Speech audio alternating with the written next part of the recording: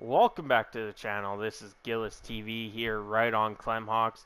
And before I get started, we just want to thank you for all your support. It's been great, really appreciated. Now let's get into this. Hit that subscribe button, that like button for more MLB and NHL content. And today we got word from the baseball world that Jackie Bradley Jr. has been released by the Boston Red Sox. We all kind of saw this coming with the Tommy Pham trade, which is an upgrade for the Boston Red Sox. Now, you might think, well, he's going to get claimed. This guy, offensively, is not the best, but defensively, this guy can save a game. If it's into the gap, he has one of the better reads off the ball being hit. Defensively, could help you win a World Series. Think about it. Gets in the gap, and this guy reads that ball, gets that out.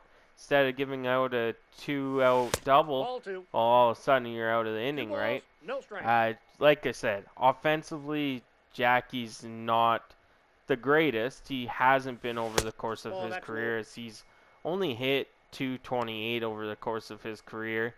But this year he's hitting 210 with 57 hits, 3 home runs.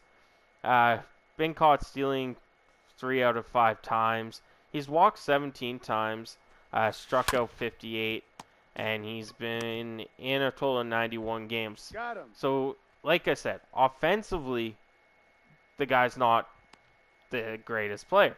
Defensively is where he shines, where he's really good. Back in the Blue Jays days, that's where this video is going. Kevin Pillar offensively wasn't there, but defensively, he could stop everything. And that's where this video is going today, is you got a guy in George Springer, everyday center fielder, but he's been injury prone since he came to Toronto, even a little bit before that. There's going to be nights he's at DH. Yes, you got Tapia, who's been swinging the bat like no tomorrow, doing really good things with the bat. Huge pickup. You know, it's hard to compare him and Randall Grichuk because of the type of players they are. Tapia is a solid contact hitter, where Grichuk gave us the home runs. Hard to compare, but defensively, Tapia's there. Now, Tapia's a left-handed bat. We also have another center fielder that's on the bench, that's a left-handed bat, and that's Bradley Zimmer. Well, all of a sudden, you got 2 lefty bats. If George Springer is on DH, you want Tapia in the field. It's a guaranteed that's how it goes. Or, you know, Biggio plays right, Teoscar goes to the center if Tapia's not feeling the greatest that day. Well, now, you look at Bradley Zimmer and compare him to Raimel Tapia. Well, all of a sudden, you're looking at these numbers and it's like, why is Bradley Zimmer, you know, in the big league still with Toronto? He's hitting a whopping .107, and I'm sorry, but that's not going to be good enough to be in the majors. He has 8 hits through 75 at-bats. You're talking about Bo Bichette, you know, struggling 2 for 17.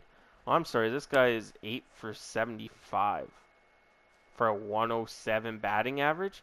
Yes, he's good defensively, but he has, out of his 8 hits, 4 are doubles, 2 are home runs.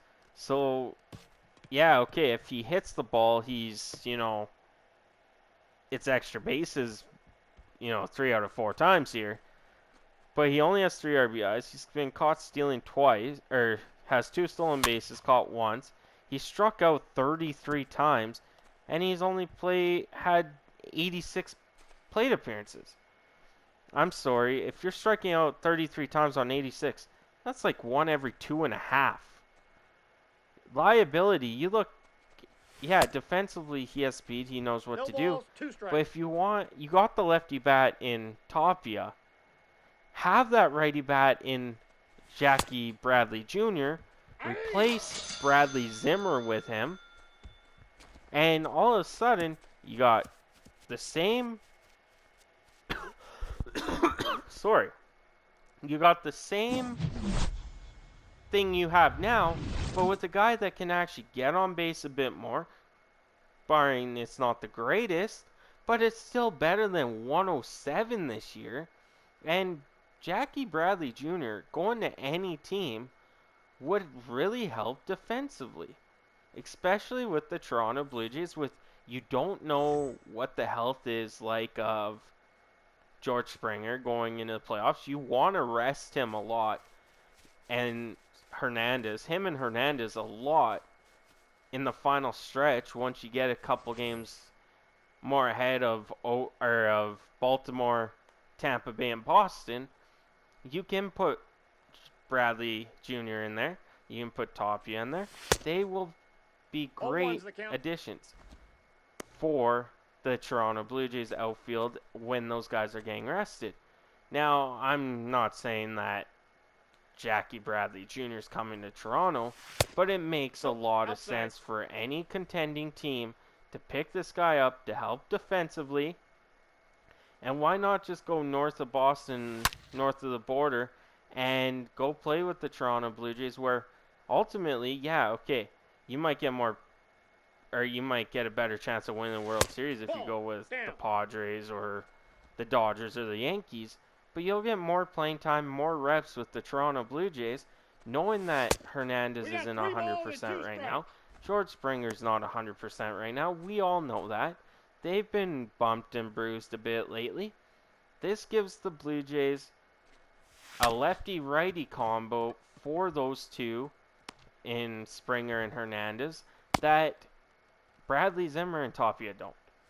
Tapia, no doubt in my mind, is the fourth outfielder. But if I had to choose between Jackie Bradley Jr. and Bradley Zimmer, I'm sorry, I'm going with Jackie Bradley Jr. He has statistically better offensive numbers, better defensive stats. Why wouldn't I take a shot on him and just, release Bradley Zimmer? I know they traded for him and all that, but at the time, that's what they needed because they were unsure about George Springer and Tapia, how he would produce with the Blue Jays. That is my take on Bradley Jackie Jr. Jackie Bradley Jr., that's hard to say, fast. But I hope you guys enjoy this video.